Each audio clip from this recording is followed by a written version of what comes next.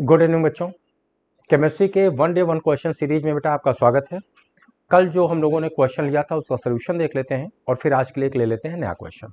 आइए देखा जाए। क्वेश्चन पूछा गया था मोस्ट स्टेबल कार्बेनियन। बेटा कल जब क्वेश्चन आपने देखा होगा तो उसमें थोड़ा सा मिसप्रिंट आपको दिखा होगा, लेकिन फिर भी आप लोगों ने आंसर सही दिया है, यानी आप समझ गए कि जो मिसप्रिंट है वो क्या है, तो अच्छी बात है। आइए देखा जाए।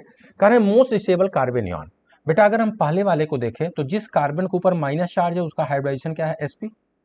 दूसरे वाले में जिसके ऊपर माइनस चार्ज है उसका हाइब्रिडाइजेशन क्या है, sp2। तीसरे वाले में जिसके ऊपर माइनस चार्ज है उसका हाइब्रिडाइजेशन क्या है, sp3। ठीक। और चौथे वाले में जिसके ऊपर माइनस चार्ज है उसका भी हाइब्रिडाइजेशन क्या है, sp3।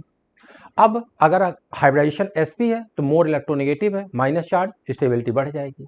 तो फिलहाल अगर हम लोग केवल इस बिहाफ पे देखें तो देखो यहाँ क्या लिखा है, the stability order of the carbanion based on the hybridization. सबसे ज्यादा कौन होता है स्टेबल, sp, उसके बाद sp2, उसके बाद sp3। तो इस बिहाफ पे अगर देखें तो आंसर कौन सा हो गया, फर्स्ट।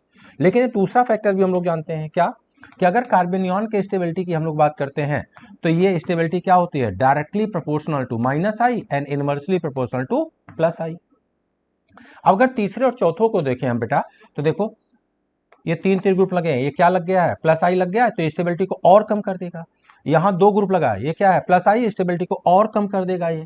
तो सबसे ज्यादा स्टेबल आपसे पूछा गया और उसका आंसर क्या हो जाएगा, फर्स्ट। और सबसे कम स्टेबल अगर पता करना हो तो कौन सा हो जाएगा, थर्ड। ठीक। अब आ जाइए आज वाला क्वेश्चन देख लिया जाए। आज वाला क्वेश्चन है which are the following is are correct. पहला दिया है carbon carbon bond length in CaC2 will be more than that in CH2CCH2। दूसरा है O bond length in KO2 is more than that of Na2O2। तीसरा है OO bond length in O2 PTF6 will be less than KO2। और चौथा है all are correct. तो बेटा इसको आप पढ़िए, इसका सोल्यूशन आप देखिए, कमेंट सेक्शन में आंसर दीजिए और कल हम लोग मिलेंगे इसके डिटेल सोल्यूशन और एक नए क्वेश्चन के साथ। तब तक के लिए very very happy new year. Thank you very much.